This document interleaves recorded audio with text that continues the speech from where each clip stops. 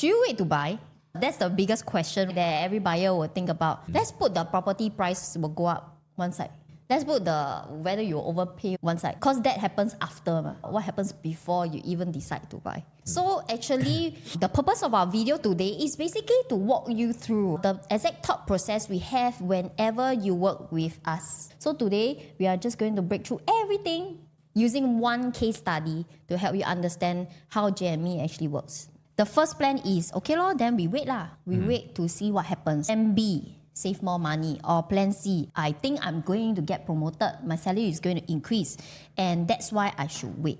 Maybe I can get more loan. Will your savings and salary actually catch up to the property price increment? So based on this case study, we are going to use husband and wife. Husband is actually 39 years old this year with a salary of 9,200 per month, whereas wife is 33, salary is 6,500 per month. They have combined funds, CPF combined, they have about $338,000. And this couple, whether is it cash from house proceeds or cash on hand, they have 225,000. This profile quite common, Normal, right? quite common. Husband, wife, actually thinking whether they should buy this $2.5 million property. Of course, we are going to work through the numbers with you for perspective. Okay, so this is one of the planning and the calculators that we use for our clients. And then from here, we can actually do some profiling based on our income and our age. What I appreciate about this calculator is that over here, example, we have the husband age, which is under buyer 1, 39 years old. And then this year, he's drawing a salary. So over here, based on our calculation from his age and his income, we're actually able to derive his CPF OA monthly from here.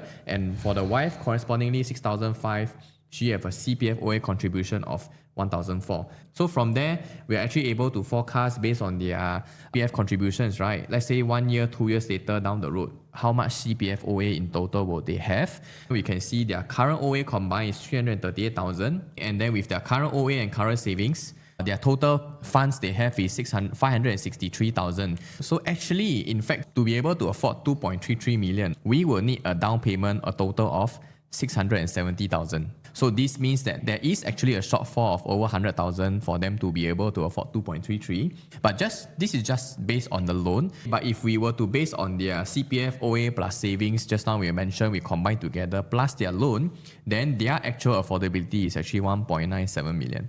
So even clearing away this 563,000, we can only afford 1.97. So you can imagine if they calculate wrongly, right? From want to buy 4 bedrooms, become buy 3 bedrooms. So now the next question, Jay, remember, this couple actually wants to buy a $2.5 million property. Essentially, it means that they have to top up additional $283,000 in terms of capital. That's quite scary. Then in that case, I should...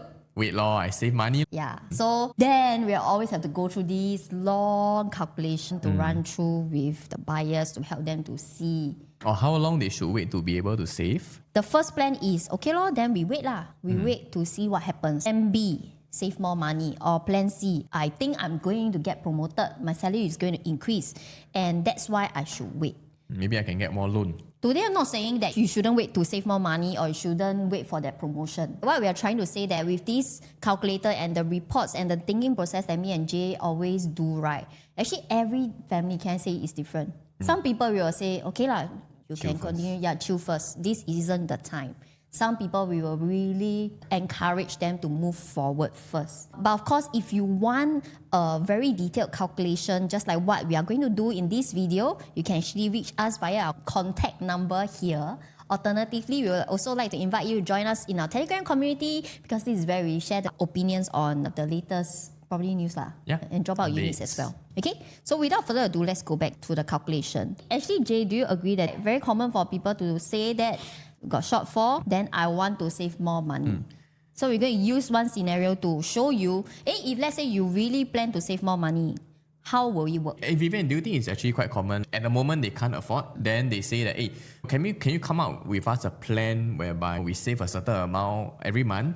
By when can we actually reach our goals? Correct. So using this calculator that we have, this is the plan that we have devised for our clients. If you're in a similar situation, you and your spouse each decide to save $2,000 every month. For them to be able to reach $2.5 million, let's say using this year, April 2026, then it will be in the year of 2033. So by then, the husband will have been from 39 years old, become 46 years old, wife become 40 years old. So only 7 years later, then they get to purchase this property finally at $2.5 million.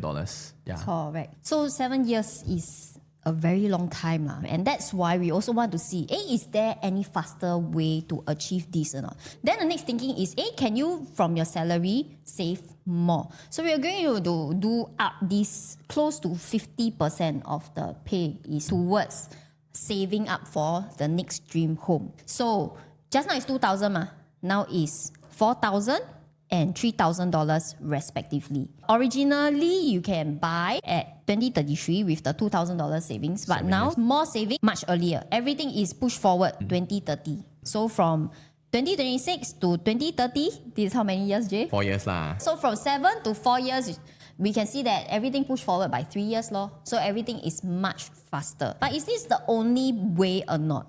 How to make it faster? Because it could be in your mind like, if I save 2,000 each a month, then it will take me 7 years. And then if I increase the saving to almost half of my income, then from 7 years, it becomes 5 years. Then they also say that, maybe I may have a promotion coming, or maybe my salary may increase. So this is something that actually is quite difficult to calculate. And I know thankfully with the technology that we have nowadays, we are able to actually implement the salary increase so that we can factor in the increase in the loan, if any, through the years. Then maybe that can also reduce the time taken. And because you can increase your loan. But of course, you can customize this. If you reach out to us, you can do it according to your promotion, your salary 100% increase salary also can. Now we have implemented a 3% salary increment per year. Based on that, so you can see over here, hubby, the pay from 9,002 next year increased to 9,005, correspondingly to 9,008. So with this, the number of years required actually will drop by 1. So from 2030 drop to 2029. So effectively, 4 years reduced down to 3 years, even shorter already. But Jay, for people to save almost 50% of their income, actually, is it easy or not, you think? It's possible, but it's super difficult. Saving money is always difficult. Yeah, so for this plan to work, husband and wife must be very disciplined in saving money. And also, of course, work hard so that we can get a promotion. So then the next question that we will think about is, what happens if you're working with us and you are able to work towards your property of $2.5 million, but that is in 3 years, right? The next question that we have as consultants for our clients is, what happens in the next 3 years? And that's why we want to go through this, which is the most important part. And we find that a lot of people often overlook this thing, what we call the buying power trap. Actually, is it very common for us? Even for me, I also fall into the trap before. That is, I always feel that with more time, I can earn more money and I have more savings. And because of that, I got more money, I can get a better property. It's very logical. It's common, I got no money to buy this laptop now. I save $200 a month. Then I buy it a few years later. But the problem is that this thing is not a laptop. Correct. This thing is a property. A laptop 5 years later will still roughly be the same price. But this doesn't apply to property. When people wait year on year, there's often the double opportunity cost of waiting. This is because, yes, more time usually means I can earn more money, I can have more savings. But for a specific age group of people, they often overlook that, the older I get, there is lesser loan. Did you know that at the age of after 35, what happens? What is the first thing that will drop? Not hair, not your hair. I wanted to say my hairline. I wish my weight dropped. I wish my weight dropped too. Yeah. Automatic drop, okay. The number one thing as we get older and older is actually the loan.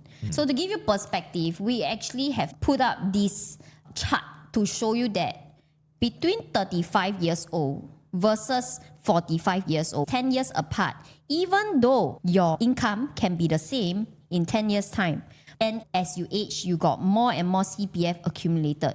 But because of age, it affects our loan eligibility. That's why even if we have the same income, we got more CPF savings, we might not be able to afford the property that we want to get. Because just 10 years apart, from $1.1 million property loan, in 10 years' time, 45 years old, is 892, which is how much? More than 200,000. Actually, not just that, because sometimes you may think that your salary will increase. We can still have the salary increment put it inside. But how about from 45 to 55? Same thing, your loan will also drop. Because we also do have a lot of clients between this age range. 30 to 35, you can see the loan drop. 45 to 50, also the loan will drop. Now is, if I take from 1.1 to 700,000, that's 400,000. 400,000. No? Actually, is it easy for us to save like $400,000 in 10 to 15 years? Not easy lah, definitely. Yeah, many families it's not easy. For the same price. For very normal people like us, not easy already. As you age, the same thing is more and more difficult to get. Yep. And the second thing that we want to talk about is property price increase. Like very salesy when I talk about this, but we still think that it's very important for you to know. Because remember just now, based on the case study, right? If let's say this couple that we're talking about, they still want that $2.5 million property and they feel that in 3 years' time, they can save it, like what we saw just now in the slide. If property price were to increase, a lot of buyers tend to overlook this part. Jay, you want to talk about it? Okay, so imagine you and your wife already tahan, say, okay, let's save more money each month. $4,000, $3,000. Almost half of your combined income. Save this amount to be able to buy $2.5 million property because today you cannot afford, right? Plus, you also factor in a 3% salary increment. Okay, so by year 2030, you should be able to afford $2.5 million due to the price increase that we see over the years. The same property that you have, 2026, if it were to increase in the same rate, 4 years later at 2030, right? Then another 21.88% increase. Actually, the property from 2.5 become 3 million. So it's shit. I save so hard to save for $2.5 million for that 4-bedroom that I really want. Then suddenly, I cannot buy it. Yes. So this is a difference of 547,000 in just 4 years. That means 100 over 1,000 extra per year, which means that you have to save another 11,000 every month on top of just now when I show you over here, right? Already saving $7,000 out of your combined $16,000 income. Now you have to save another extra 11,000 on top of the 7,000. Is it possible or not? Already not comfortable, save 7,000 a month. So effectively, what we're trying to tell you here is that you have to keep playing catch up. So what is a better solution to this is what we actually want to talk about. And if you belong to a similar profile, then our advice for you is to... So this is another scenario where you don't need to save extra cash money. Your salary never increase. Okay, you just buy what you can afford now, which is 1.978 with the down payment that we have talking about earlier on, 563,000. So just now, when we are looking at the previous chart, it was 21% growth for a shorter period of time. As a result, per year is around 5%. But I want to be a bit more conservative. So we're using 3% growth per year for the property. And if you are going for 1.978 million, after 5 years, the value will increase by about 315,000. And of course, we will have paid the loan, right? So the principal that we are taking back in 5 years' time, if we were to sell this house, and of course, our down payment initially we paid, it was 563,000, but I just want to minus away the stamp duties because you sell a house, you cannot take back the stamp duties. So total is 494,000. So essentially what these three numbers here mean is that when you sell your house next time, these are the figures that you actually can take back when you sell the house. So when we add these three up together, it will be almost $1 million in 5 years. As mentioned, without saving extra cash money, without salary increase, in 5 years, if this property grows a conservative 3% every year, you are taking back 1 million. So compared to 5 years, if you don't do anything, right? You're only armed with 748,000. But with this property, not only you get to enjoy your stay there, you use your CPF to pay for the house, but also the funds in hand that you have when you sell this property next time will be increased. So I think this is one good way that you can enjoy the next property, but yet having more funds available next time to be able to afford something else. So actually what Jay is trying to say is a lot of time people often think that mortgage is like expenses. A lot of people tend to have a misconception towards this because every month the installment that we are paying, a lot of it is actually part of what we call the forced savings. And without putting in the extra $2,000 or that extra like $4,000 or even 50% of your income, right? Actually, do you know that unknowingly while staying in that house, that roof over your head for you and your family, you have already saved up this particular amount of money that can help you to go for your next property more comfortably. So instead of letting your capital sit here and wait and hope that I got more savings or I got more promotion. This is one of a more systematic and safer way for us to look at property planning. Ultimately, because we have seen just now in our example, if we say 4 to 5, if the price go up so high, you are still stuck in your current house. Okay, here at least you move to a higher value property. You know, you are still improving within that 5 years. Whether you can afford or not doesn't matter, but in this 5 year span, you are still staying in a better property. But if you don't do anything, you are just at where you are. Correct. Also back to, for example, if I were to look at just now's case study, this $136,000, are we able to earn the extra money within that year? Or are we able to save the extra money, right? I think the key takeaway from this case study is whether you want to save or wait for promotion, the most important thing you want to ask yourself is, will your savings and salary actually catch up to the property price increment? Maybe some properties can. Some people's income is stronger. So can I say that this also still depends based on case-to-case basis lah? Actually, let me put it this way. If your savings and income really increase much more, right? Then all the more you should do it now. So that 5 years later, you can move to an even better one rather than 2.5. Why should you aim for 2.5? I help you all say, Jay, why are you so salesy? I mean, we are all working towards a higher value property end of the day, ma. Yeah, but anyway, I guess if I were to see it from some people's perspective, is actually it gets very scary lah for your first property or maybe even swapping to a bigger property. So our goal here is just to make sure that you actually do it systematically. At the end of the day, when you watch this video, whether you want to save out, whether you want to wait, is still up to your choice. But if you actually require a systematic way to plan about your property purchase, you can actually reach out to us via our contact number here. We'll be happy to help you. And if you want a report just like what we have done earlier based on this case study, you can reach us as well. Remember to like and subscribe to our channel. We'll see you in our next video. Bye!